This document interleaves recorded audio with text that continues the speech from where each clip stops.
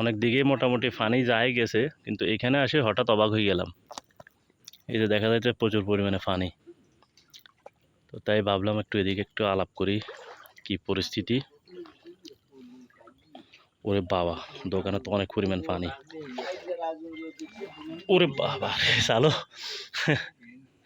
কিন্তু খাদা অনেক বড়। কি অবস্থা? আসসালামু আলাইকুম। কি অবস্থা ভাই, ভালো আছেন নি? আপনাকে দোকানের এই অবস্থা পানির কেন? পানি তো দিই দোকানে প্রচুর পরিমাণ পানি। পানি টানি কমে না? ও, তো এই অবস্থার মধ্যে চলতেছেন সবাই? তারপরও চাটা বানায় মানুষের সেবা করেন আর কি। তো এদিকে ত্রাণ টান মোটামুটি আসছি নি, ত্রাণ টান পাইছেন নি আপনারা কিছু? শুকনা খাবার?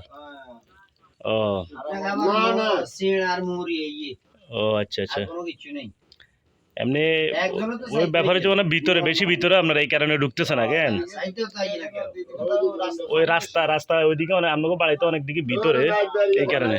আসলে দেখেন এদিকের অবস্থাটা খুবই ভয়াবহ অবস্থা, এখনো পানি এখনো টানতেছে না। এই যে পানি দোকানের ভিতরে রাতের বেলায় অবস্থা। তো এই জায়গা হচ্ছে এনায়েতনগর, রংমালা দিঘির পাড়, আলাইয়ারপুর, বেগমগঞ্জ, নোয়াখালী।